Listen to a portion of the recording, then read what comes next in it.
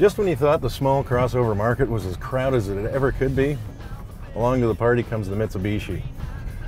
When you're late to a party, you gotta try and be better than everybody else there. Now Mitsubishi is one automaker that's kind of a bit off the beaten path.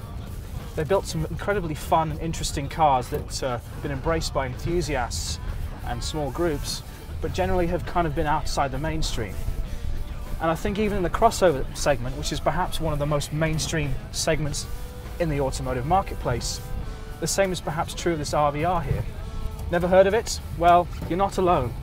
RVR has traditionally been a name for Mitsubishi's wagon-like SUV home market vehicle. Now, of course, the name has migrated across the Pacific and we have it in North America. What's an RVR, you might ask? Well, good enough question, really. I don't think I'm so sure myself.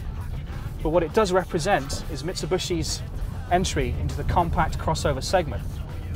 Perhaps think of this car as perhaps an SUV version of the somewhat sporting Lancer RVR. Most of the soccer mums that drive these cars are only going to show up in the school zone doing 40 kilometers an hour or less, so it's quite a capable ride for that. But I can say of all the small little crossovers we've tested this weekend, this is the only one I haven't managed to do any damage to. It's also the only one I've managed to keep out of a snowbank all weekend long. I tend to be pretty good at that. Although most owners are not going to kind of put it through such abuse as I'm doing right now, it's nice to know that given the opportunity, you can still actually have some fun with this thing. Plus, it's actually, again, like most crossovers, reasonably practical, which means that for the guy, perhaps, who always wanted a Lancer Evolution, or to a lesser extent a Lancer RVR, but can't afford one, or needs room for the family, or something slightly more practical, something like this might just fit the bill. And perhaps that's what Mitsubishi's betting on. If you're the kind of person who likes to take something a bit different from the norm, the road less traveled perhaps, then as far as crossovers go, and in my opinion they are some of the most boring vehicles on the market, this is certainly one of the more exciting examples of the breed. The chassis and suspension is quite well tuned. The vehicle's reasonably responsive, it doesn't have a huge amount of body roll, and you can point this vehicle in the direction you want to go and it pretty much does what it's asked of it. It doesn't make any fuss, doesn't tend to wallow and pitch around and protest, it just does the job at hand.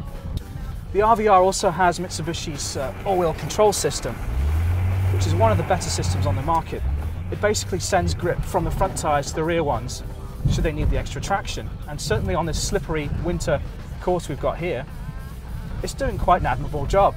Certainly I can feel a bit more grip than in some other vehicles I've tested in such conditions. You can actually push the car through the corners and feel where it wants to go. And for most modern machinery, that's quite a rare quality. Now Mitsubishi, probably one of the firmer rides here. CVT transmission in it, which is more akin to what you get in a snowmobile. It does give you paddle shifts, so if you've got teenage kids, they can pound the hell out of this thing, pretend they're Mario Andretti and they're actually changing gears. But all they're doing is making noise, burning gas, but that's what teenagers do. It does give you a two-stage traction control. It says it's off. It actually does come off, but it seems to time out at about 5 seconds of slipping and sliding. The traction control comes full on, killing all your power, and what good is traction control in an off-road rig? I want to be able to spin the tires, sling some mud, fling some snow. This vehicle's a bit of a hooligan, really. It's got pep. The 2-litre 4B11 twin-cam 4-cylinder engine is quite pokey. It's not the most powerful in its class, but it's got a decent amount of pickup. The price of the sportiness comes at the expense, perhaps, of refinement. I wouldn't put this vehicle in the same class as, say, the Lexus or even perhaps some Toyota products. You know, the interior's somewhat chintzy. There's a lot of shiny, scratchy plastic in here. The seats are somewhat low rent. Remind me perhaps of a Japanese taxi cab I took once in Tokyo. And the controls are fairly basic, though of course you can always step up and get satellite navigation and other niceties if you're willing to pay the price.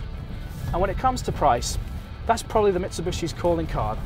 Something like this will stick us for under $40,000, which, when all said and done, actually isn't that bad, especially in today's marketplace where lots of vehicles seem to be becoming increasingly expensive and offering less value for money. But somewhere, somehow, somebody's going to part with their hard-earned money for this thing. Won't be me. Especially this one. It's had the tar beaten out of it this weekend.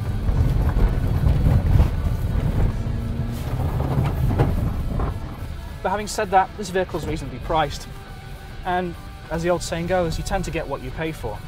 However, one thing's for certain, if you're looking for something that's perhaps a little bit offbeat and quirky, then the Mtsubishi RVR is perhaps worth of consideration, especially considering that it's competing in one of the blandest, most mainstream segments in the marketplace. And if I was to have a choice, if I was really in the market for a vehicle like this, a small crossover, I'd certainly give this one a look. After all, it does have a tendency to somewhat bring out your inner Tommy Mäkinen, even if it's not designed for tearing around an ice course like this one.